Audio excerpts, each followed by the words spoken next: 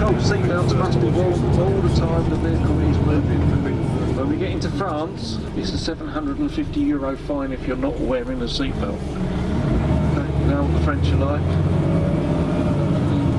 Yeah, they just do it for the fun of it. Once we get into Belgium, the fines are not as bad. It's about €90, but it's still a fine which can spoil your day. We will be getting in and out. We'll let you know on occasions when you don't need to put it on. It's only a little short trip. They don't normally bother us too much when you're on a battlefield tour, but you never know. Anybody got any wellies? Today the forecast, unfortunately, my magic isn't working, and it's going to be a horrendous day. But saying that, it will be a terrific day to give you the battlefield tour experience.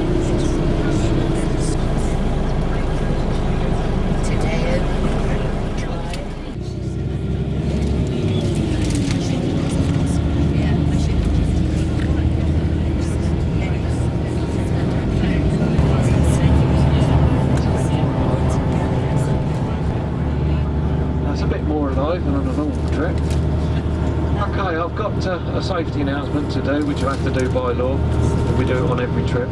There's an emergency exit where you boarded the coach, one in the middle, down the stairs by the toilet, one at the back where all the leg room is. There's a hammer on this side, down the back on the off side. You'll see it down the back there. Please don't break the windscreen. My boss will go mad, all the others are cheaper to replace. You think I'm joking? Or not? Two roof vents called red handles on the roof vents, enable slide off. We got a fire extinguisher down here by the driving seat, first aid kit up here on the rack, and both Clinton and myself are sort of first aid trained. It was very hilarious. Stan asked us to bandage your heads up, please. I've got a wicked photograph if you don't behave yourself.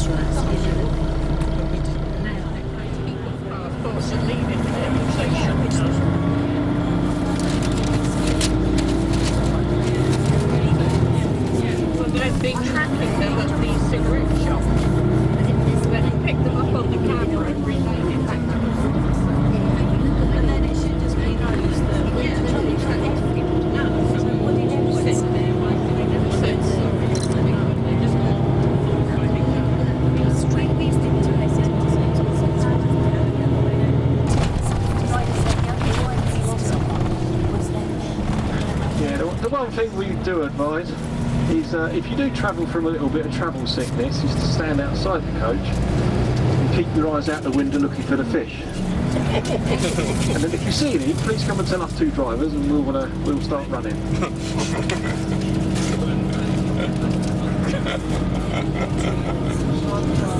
So the first thing we're going to do is go round and we're going to get checked by police, passport control. They're going to ask us where we're going, big label in the front, but they can't read, so don't worry about that. And we're going to go round, they might do the gunpowder check. Have we got any warrant officers on? But, yeah, we did have a part-time driver who was a firearms officer and he forgot his warrant card. That was rather exciting 5 minutes, I'll tell you. He was panicking big style, but we didn't get to check, so he stopped sweating. I said, it's alright, I'll do it on the way back. French. You didn't do that again in a hurry. Right, the English side's now done, so you haven't got to worry about that too much. Are we going to be gunpowdered? Yes, we're going to get gunpowdered. Anybody lying? All my guys is home for us. Stand up and hold your peace forever. Right, I'll be right back. Sit tight, this won't take long. Okay, gunpowder's been done. Have we got any UK residents that aren't UK origin on board? Lovely. Down to the right, the double deck carriage is down here for the cars to go upstairs and downstairs. We're in the high-sided vehicle carriage, specially designed for a 14.75 metre double-decker with a trailer.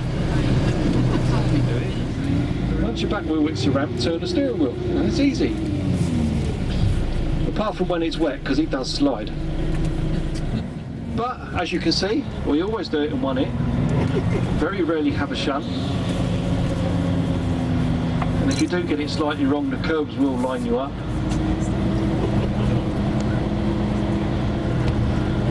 But other than that, if it does break down a little bit, we do have to reverse off now and again, which is all good fun. The good news is there won't be any vehicles front and back. Please don't stand in the roadway, only stand on the platforms, because they still get upset. If the train does have to do an emergency stop, which from 140 kilometres, 90 miles an hour, it's pretty sharp and the coach will slide a bit even though the wheels are chopped. We're going to open all the doors and the roof fence, put the lights on, come around and do some trips. The toilet is across the platform.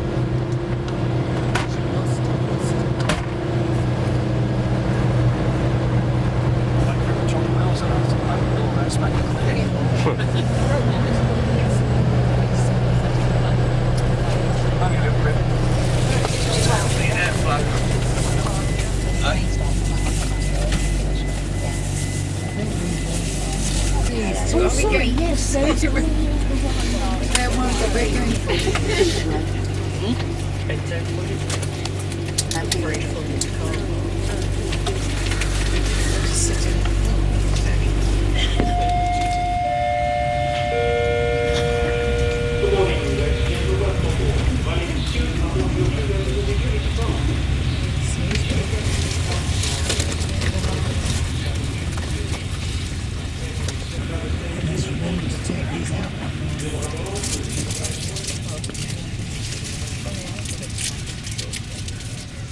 Just so you know, folks, I'm just about to turn the lights out, get the light for the carriage now.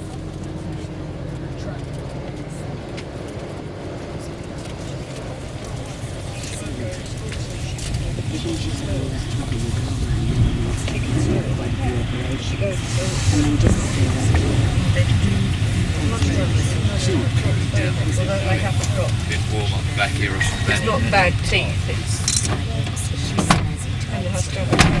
Well, I don't want you falling out the coach. Too much paperwork. Such sympathy. Yeah. I'm not coming to Ostend with you. No.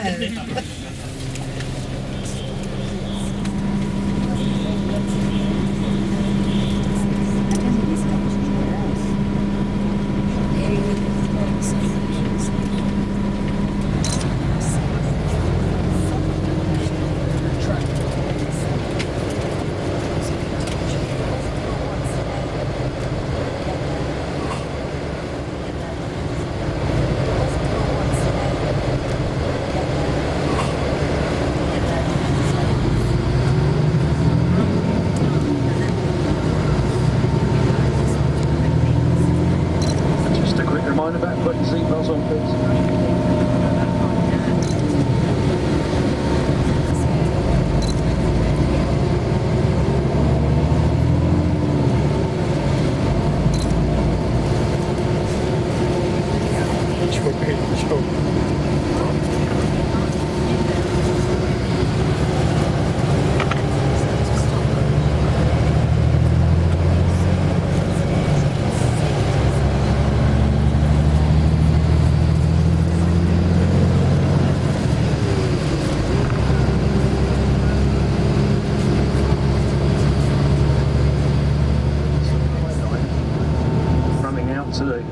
To Ypres, and at the time it would have been a narrow gauge railway which ran through, and it wouldn't have taken the route we're on at the moment. It would have been a little bit further over to the right hand side.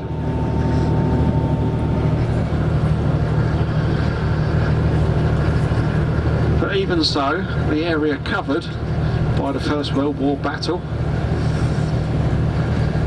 extended from a town which is out to our left, which we do visit, which is called the Pan, and it runs all the way down the borders of Switzerland.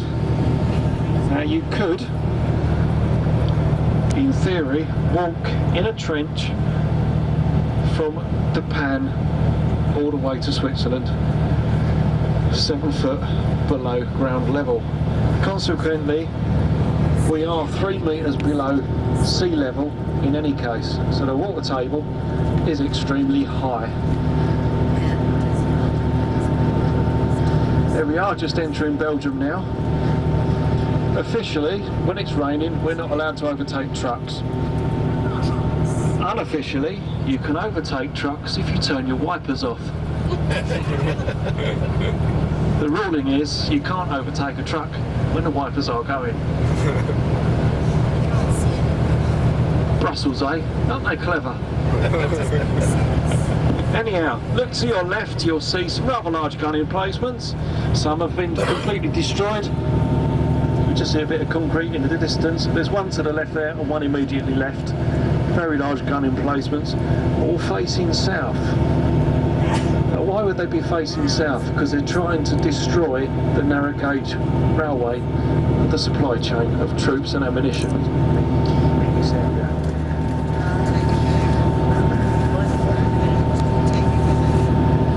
Captured any high ground was very, very important.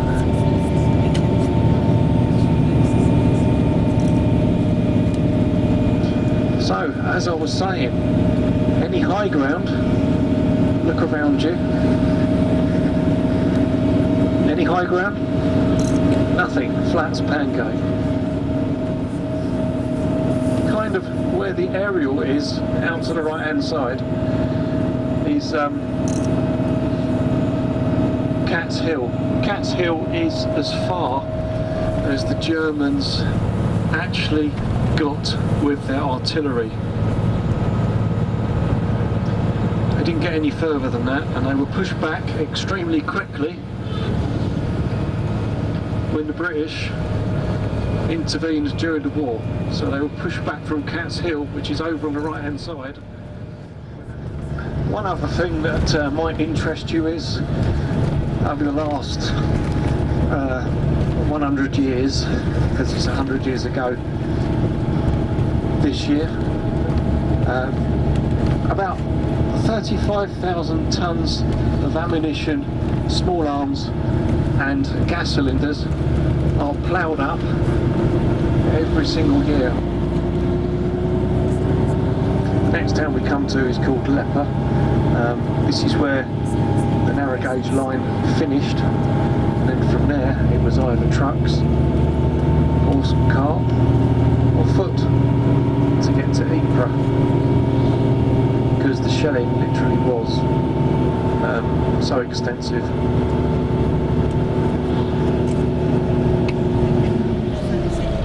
And now we're making our way up to Hill 62 and Sanctuary Wood Museum. Hill 60 cemetery here on the right hand side of us, Sanctuary Wood Cemetery. We're going to go past, go up, turn round. The guns here are 25 pounders, Second World War guns, don't be fooled. German gun here on the right hand side, that's a German gun.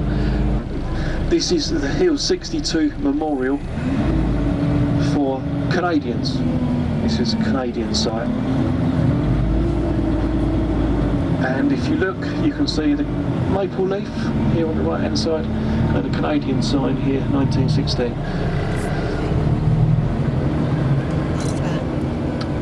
What we're doing is parked, we're going to go and park behind the other coach because he's going to leave before us. We're going to give you an hour here, so that'll be back on a coach to depart at 20 past 1. So there's an hour here. If you want to walk back up to see the memorial and the cemetery, the Canadian cemetery up there, you've got the other cemetery in the other direction you can walk down to. The road isn't too busy, it is busy.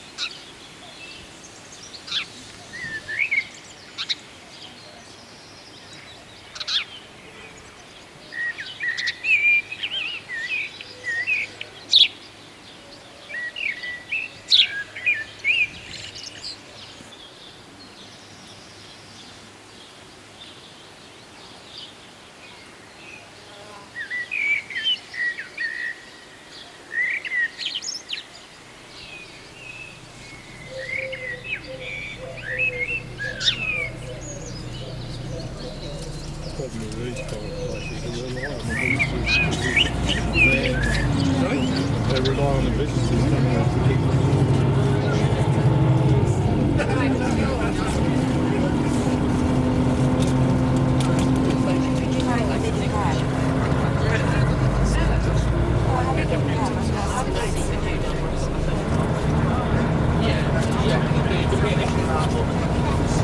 So we're off to Tyne now.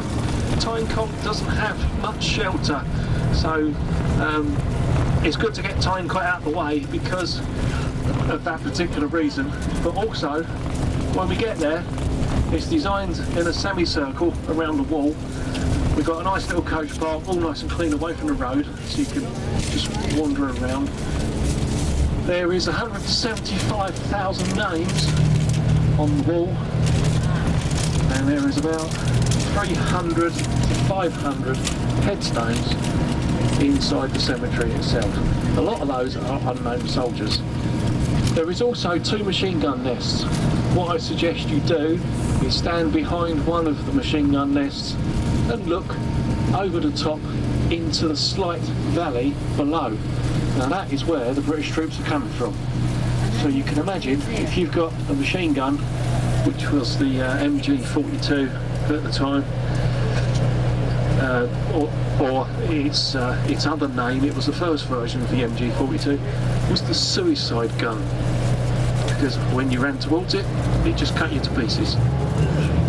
It was eventually taken at the great loss of human life, or should we say a great waste of human life.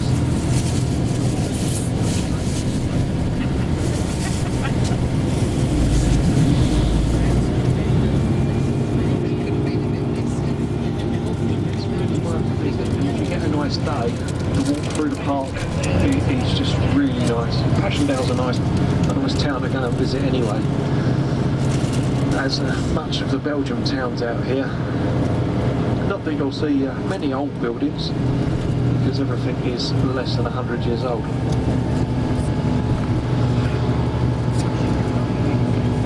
Now, the cemetery, there's the memorial for the cemetery.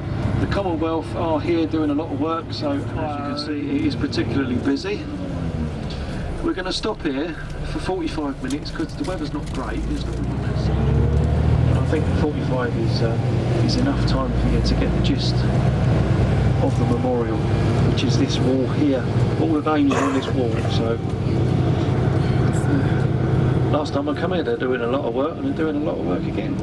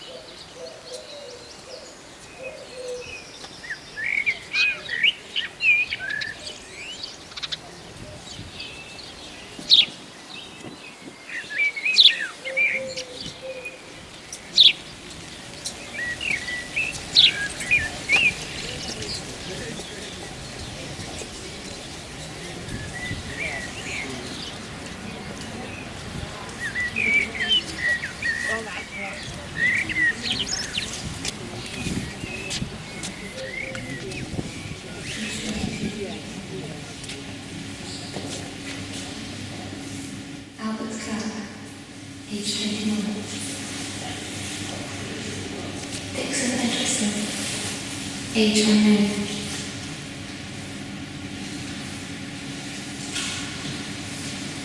Gerard Baltimosh, age 19.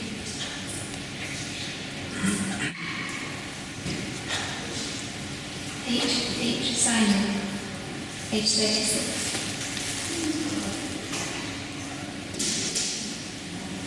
Prunella Tennant, age unknown.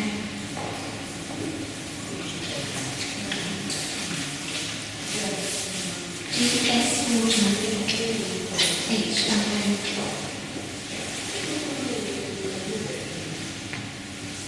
Louis Fleming Jenkins, age 22.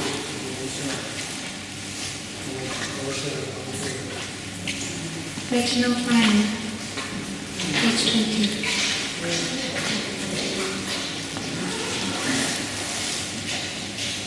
Alexander Boswell Campbell, age unknown. Walter Guy Nicholas Breton, age 28.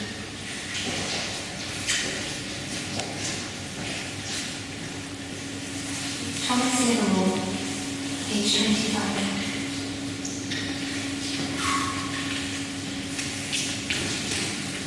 Wilfred Stephen Hanlon, age 25.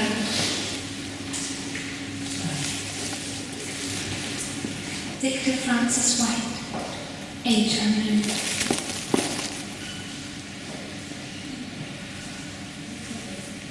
Noel Stafford Wright, age 18.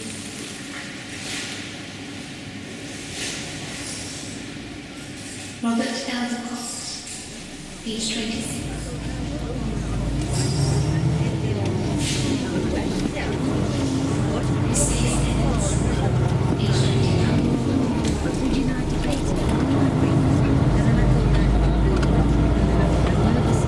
So, next place we're going to see is Vancouver Corner. It's just a memorial, there isn't any real place to stop. So, we're going to do a slow drive-by. It's on a crossroads, we can't hang about too much, but it's quite a large memorial that we're going to go past.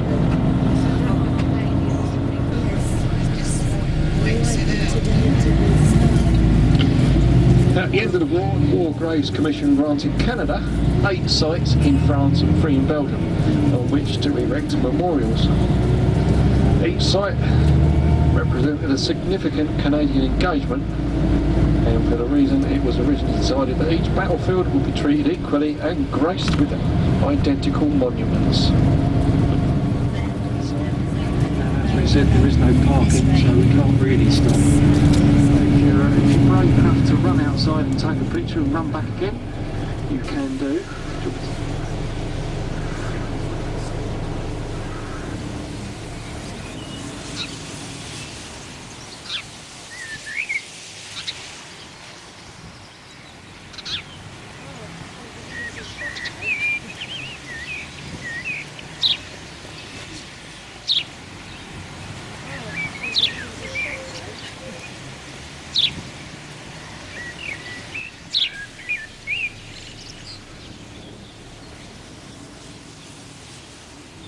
Even though it's in the open, it is very dark because the Belgian people are ashamed of what took place out here in Ypres, in the salient. Most of the soldiers here died by gas. Most of the German soldiers were extremely young, at the ages from 13 up to about 21 was the average age of a German soldier. Once we come down here, you'll see what I mean. The atmosphere is very sombre and very dark, completely hidden in the trees. Stone wall, very dark. This used to be the entrance here on the left. This used to be the entrance, which is the memorial. As we come down into the coach park, you go through this dark area here, walk through. There's the machine gun nests, German machine gun nests, all complete. Most of the soldiers here died by gas.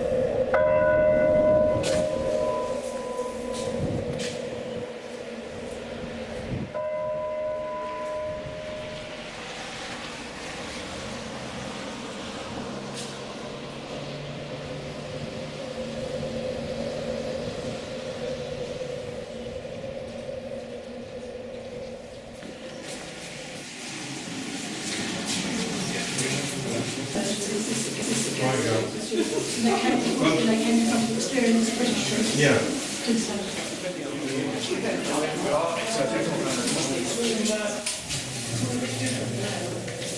Oh yeah.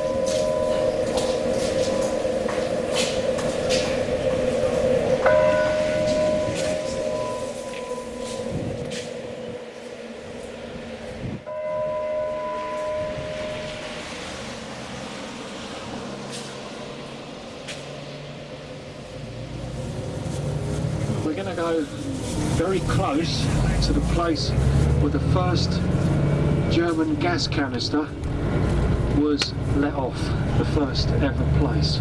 You won't see it because it's on the road adjacent to us. Once we've gone past there, we're going to go down to Essex Farm Cemetery. Now Essex Farm Cemetery is a little bit different to the rest. It's right by the river. It is famous because it holds the grave of a young lad by the name of Valentine Strudwick, who died at the age of a young 15 on the 14th of January 1916. It's a very small cemetery and you can't go in the bunkers anyway. There's some very large machine gun nests. There's room behind it. As you can see, the cemeteries are not particularly big, and where they're stood is where Valentine's grave is, and where the other group of people are, the cyclists, is where the bunkers are. So have a quick wander around. There's a little bit of shelter from the trees, and you can have a look around. There's some signs about to read as well. So back on the coach at 4:15 English time, please. 4:15. Okay, 45 minutes. Thank you.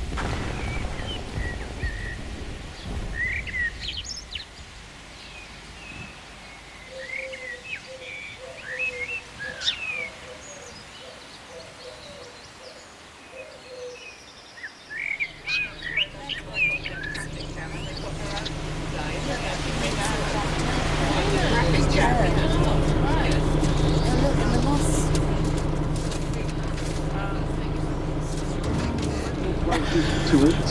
There's plenty of places to buy souvenirs, loads of places to buy chocolate. You know, everything will be open until about, I would imagine, 5:30 Belgium time, so that'll be 6:30 our time.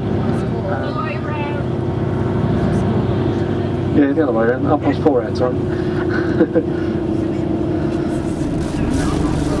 So yeah, the cloth hall is now behind us because we can't get around the front.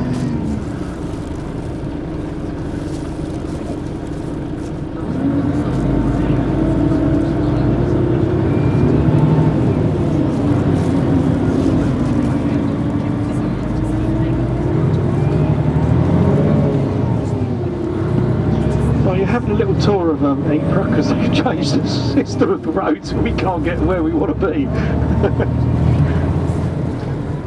Right, we're going to try and park here.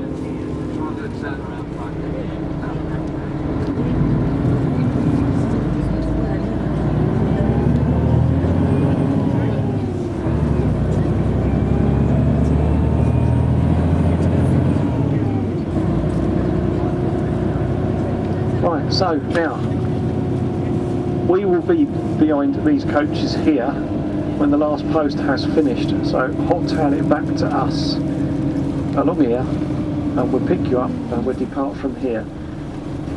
So as soon as the last post has finished, which will be about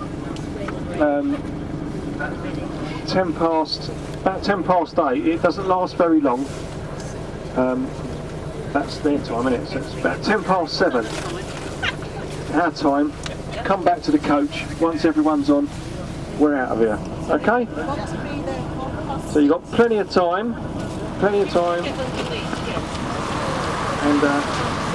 it. Thank you.